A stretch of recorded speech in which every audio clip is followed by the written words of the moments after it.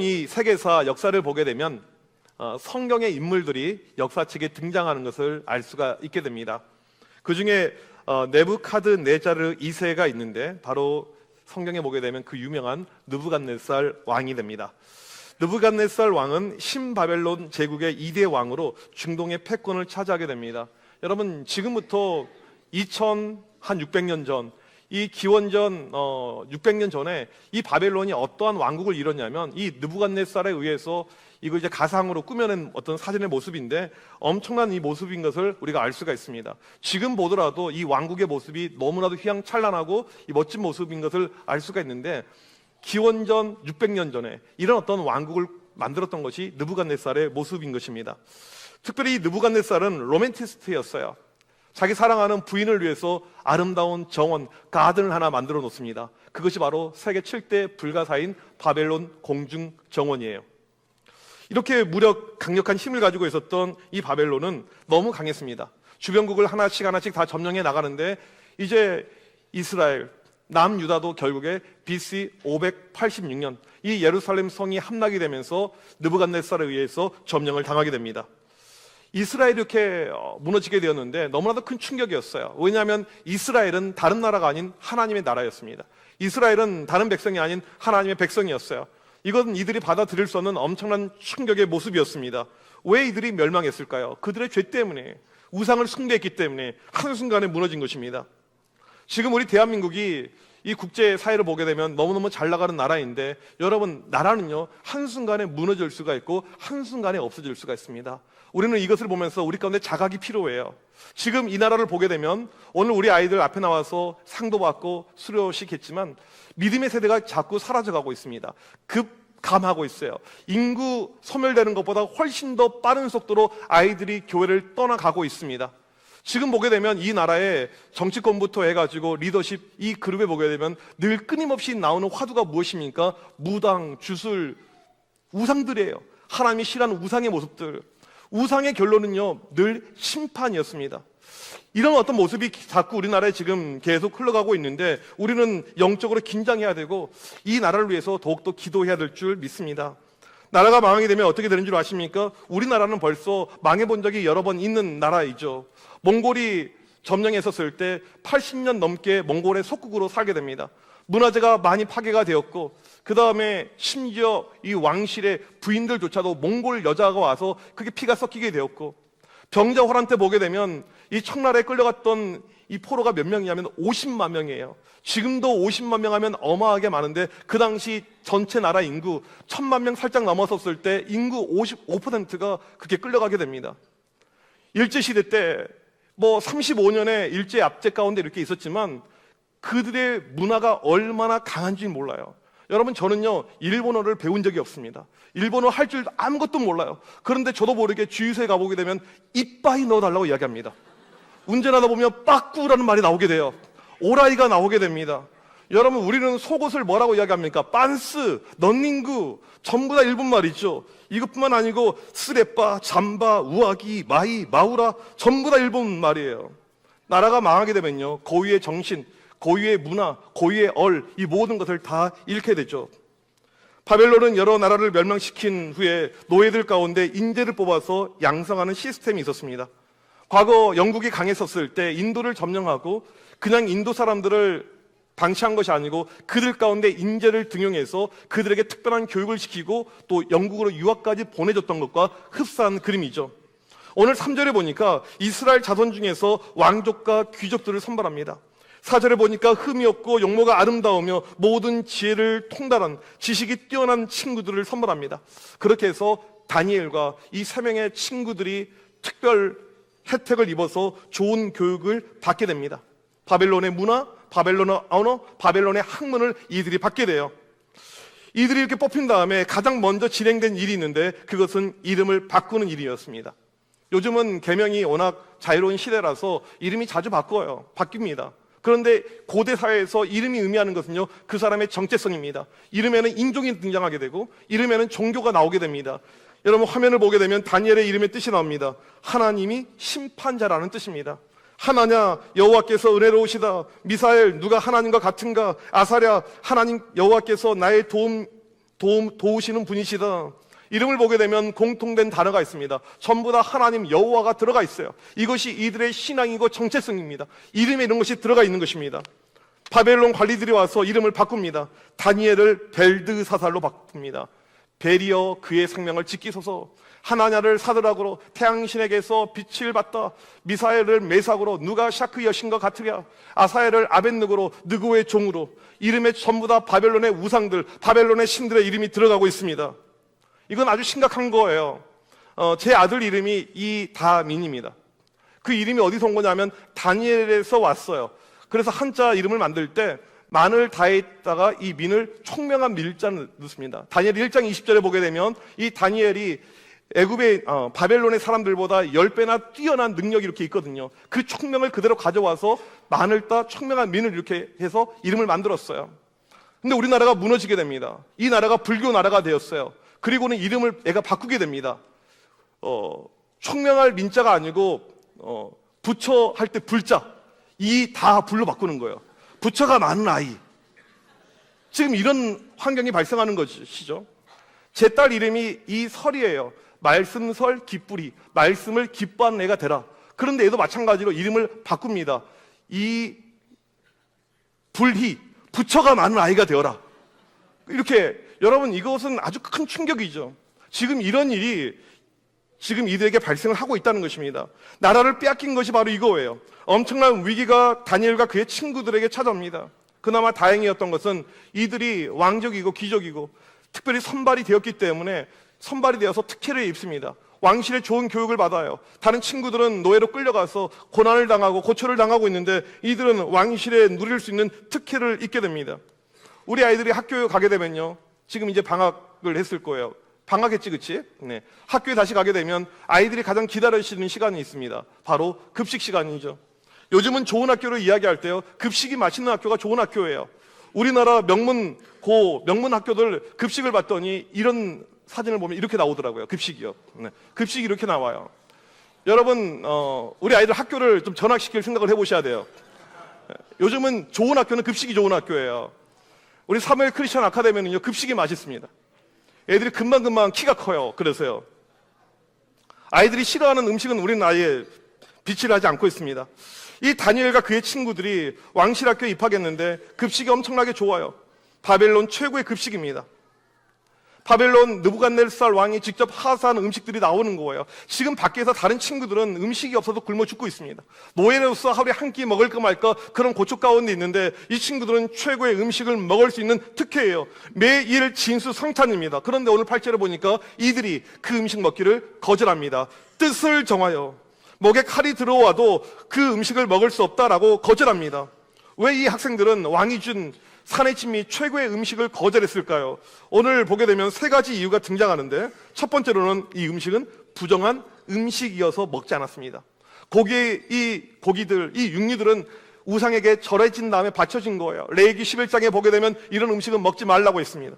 두 번째로, 음식을 먹는 것은 왕에게 충성을 맹세하는 행위입니다. 지금 이들은 하나님을 믿고 있는 자녀들인데 이 음식을 먹는 순간에 이제는 우리 하나님보다는 느부갓네살 왕에게 충성합니다, 이런 뜻이에요. 세 번째, 음식을 먹으면 그 나라 사람이 되게 됩니다.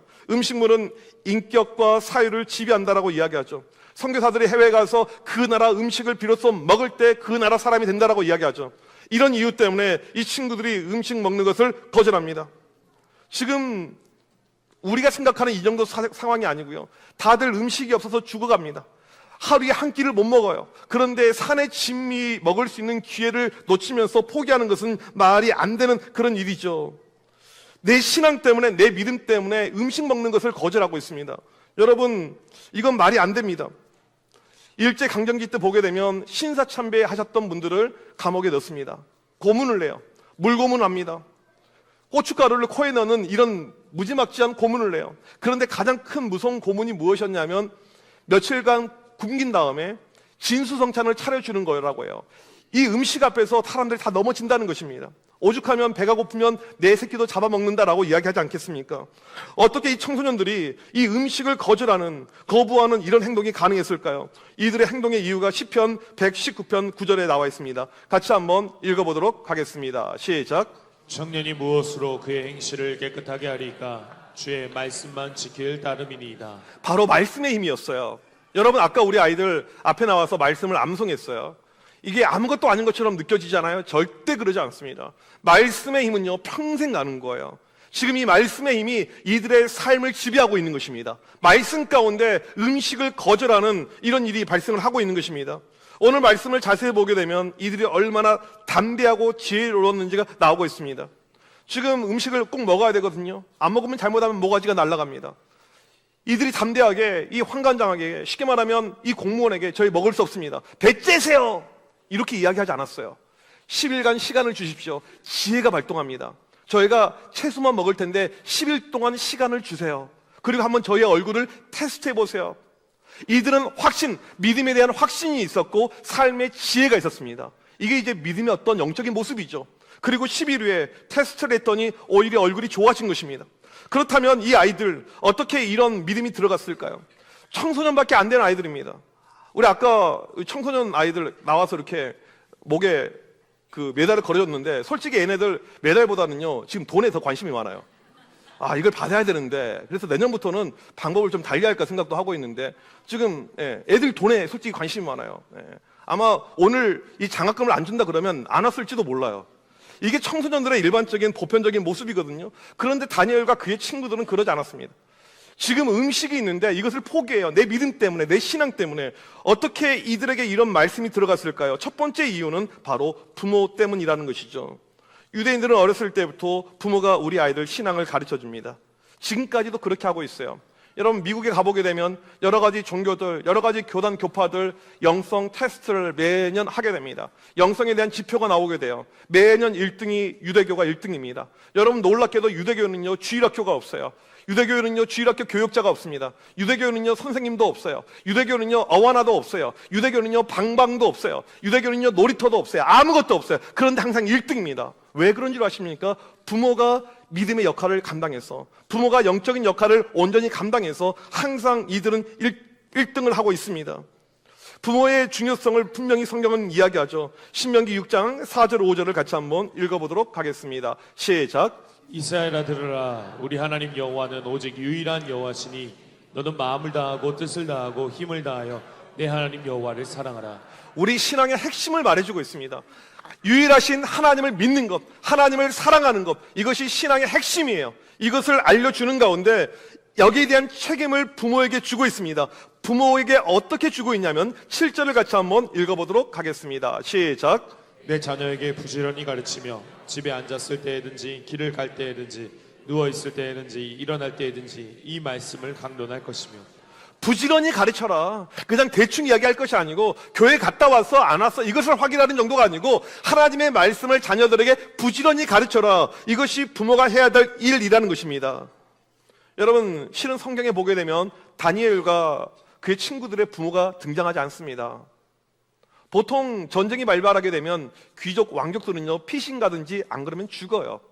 학자들이 추측할 때 아마도 죽은 걸로 이야기합니다. 지금 다니엘과 그의 친구들은 부모가 없습니다. 낯선 땅에 노예로 끌려왔어요. 그런데 이들의 믿음이 너무나도 견고해요.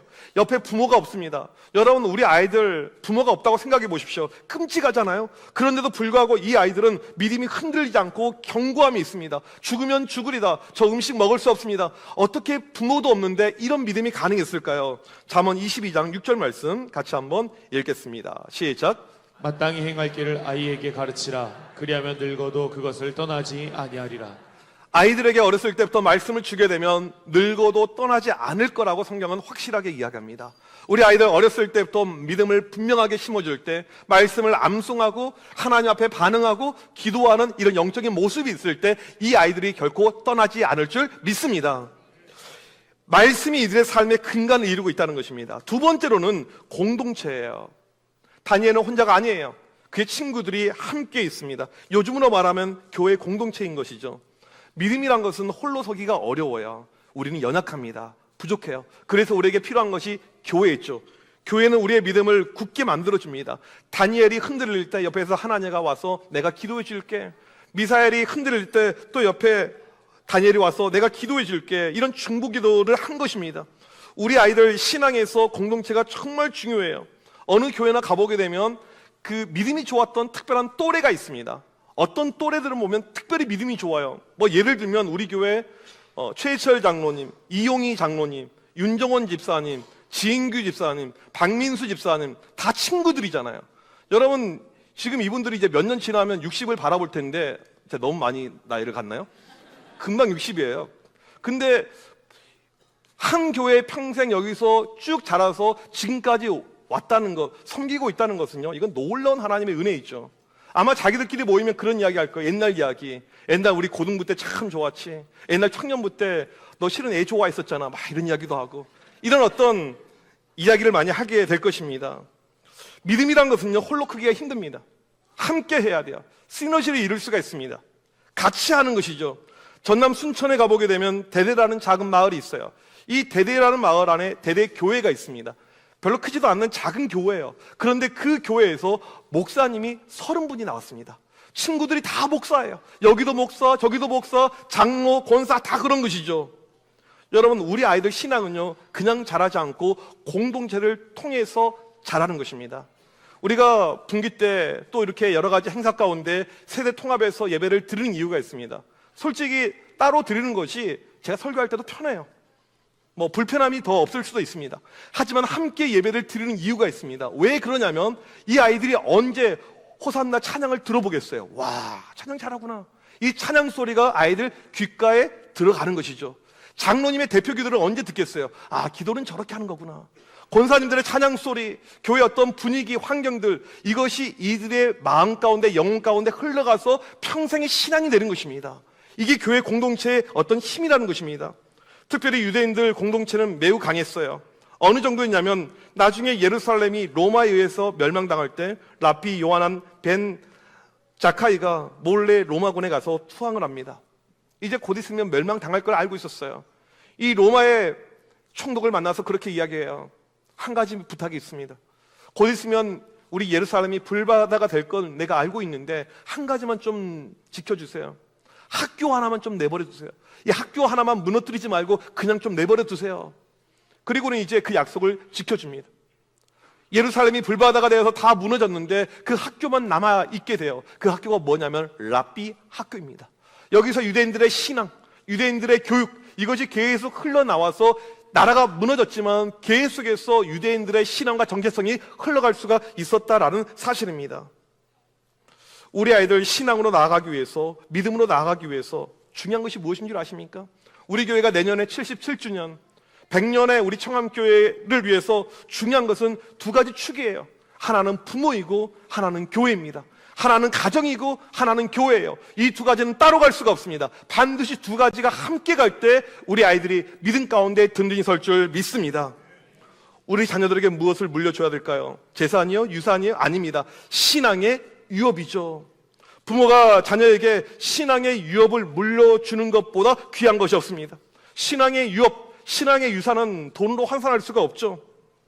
기독교 계통에서 가장 크게 SNS 활동하고 있는 교회 친구 다 모여의 황해찬 PD가 있어요. 이분의 책을 최근에 읽어보니까 이런 글을 써놨더라고요. 아버지가 목사님이었어요. 이 황해찬 PD는 6대째 크리스찬 가문이고 아버지가 목사님이었습니다. 아주 큰 교회, 이 감리교회 부목사로 있었어요. 선임 부목사로. 그런데 너무 무리하는 가운데 아버지가 돌아가십니다. 교회 일하다가 갑자기 죽어버려요. 자기 나이 14살 때. 엄청난 충격이었죠. 쇼크였어요. 그리고 이제 뻔한 어려움의 삶이 시작이 된 것이죠. 그러니까 어린아이가 어렸을 때부터 모든 머릿속에 생각은 돈밖에 없어요. 우리 아버지가 이렇게 우리 식구들을 힘들게 만들어 놨으니까 우리에게 필요한 것은 돈이야. 어떻게 하면 내가 돈을 모을 수 있을까? 계속 그 생각만 하면서 사는 것입니다. 근데 다행히도 감사하게도 20대가 되어서 예수님을 인격적으로 만나게 되었어요. 이번에 책을 내면서 그런 이야기를 하더라고요. 제가 개인적으로도 몇 번 만난 적이 있는 친구인데 만약에 우리 아버지가 살아계셨으면 내가 이렇게 힘들게 살지 않았었을 텐데 신앙의 방황이 적었었을 텐데 일찍 돌아왔었을 텐데 왜 이렇게 빨리 나랑 아빠는 헤어졌을까요? 일찍 헤어지지 않고 오랫동안 이런 영적인 커뮤니케이션이 가능했었더라면 내가 이렇게 방황하지 않고 쉽게 하나님 앞에 올 수 있었을 텐데요. 그런 이야기를 하더라고요. 우리 부모님들 오늘 자녀들이 함께 예배를 드리고 있습니다. 할아버지, 할머니들도 마찬가지예요. 우리는 다시 한번 기억해야 됩니다. 신앙의 유업, 신앙의 유산, 이것보다 귀하고 소중한 것이 없다는 사실입니다. 우리 선생님들 역시 우리 아이들에게 신앙의 유업을 물려줘야 됩니다. 제가 지난번에 용인에 있는 샘물 중고등학교에 가서 아이들에게 설교를 한 적이 있습니다. 이 학교는 이 샘물교회를 만드신 박은조 목사님이 세운 학교예요. 샘물교회 하면 우리가 다 알죠. 유명한 사건이 있었잖아요. 2007년도 아프가니스탄에 선교하러 갔다가 이제 피랍이 되어서 이 전 국민적으로 상당히 큰 어려움이 있었던, 또 어려움을 겪었던 그 곳이잖아요. 이때 21명인가요? 이 선교 대원을 인솔했던 이 청년부 담당했던 배형규 목사님이 있는데 1호로 순교당합니다. 이 탈레반에 의해서 목이 이렇게 잘려서 죽게 되는 것이죠.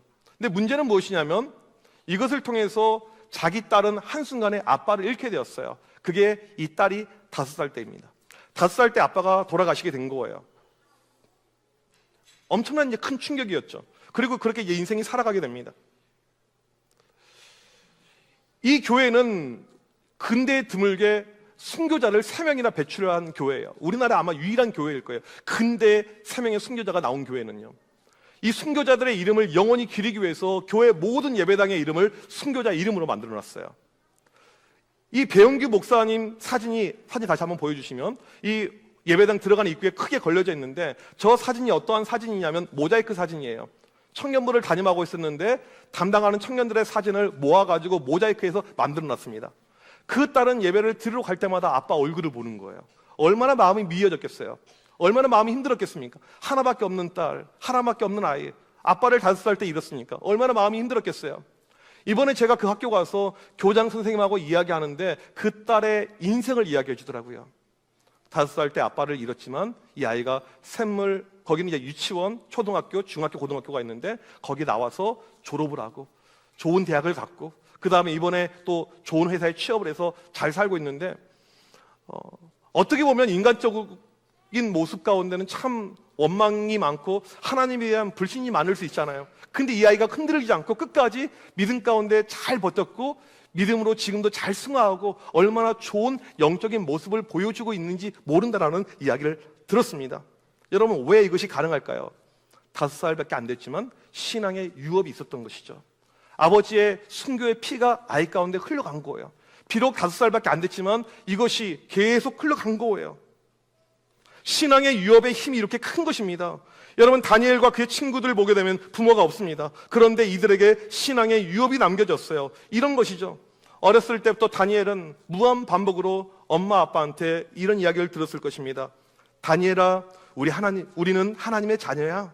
우리 삶에서 가장 복된 일은 하나님을 믿고 사는 것이야. 지금 우리나라가 망해가고 있지만 하나님은 살아계신다. 봐라, 어떠한 환경 속에서도 하나님은 일하신다. 이런 부모의 신앙이 아이들 가운데 흘러간 것이죠. 그래서 다니엘과 그의 친구들은 강대국 낯선 땅 이 바벨론에서 그냥 식민지 지배를 받고 정말 캄캄한 곳에서 살고 있지만 믿음으로 살 수 있었다라는 사실입니다. 부모가 전해준 그 믿음 때문에, 그 신앙 때문에. 여러분, 우리 자녀들은요 금방 부모 곁을 떠나게 됩니다. 오늘 앞에 선 아이들이요 금방 떠나게 돼요. 문제가 무엇인 줄 아십니까? 부모 곁만 떠나는 것이 아니고요 금방 하나님 곁을 떠나가고 있어요. 이게 지금 이 시대의 모습입니다. 이 나라의 교회의 모습이에요. 아이들이 금방 하나님 곁을 다 떠나가고 있습니다. 왜 그럴까요? 부모가 신앙의 유업을 물려주지 않아서. 자녀들에게, 손자, 손녀들에게 우리는 무엇을 줘야 될까요? 신앙의 유업을 전하는 축복의 길 간절히 소망합니다.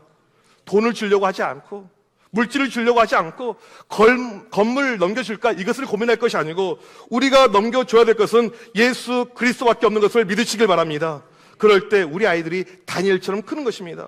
신앙은 보여주는 거예요. 우리 가정의 우선순위는 예수 그리스도다. 우리 가정은 예수만 믿는 가정이다. 아무리 힘들고 어려워도 기도하고 예배하는 것이 가장 중요하다.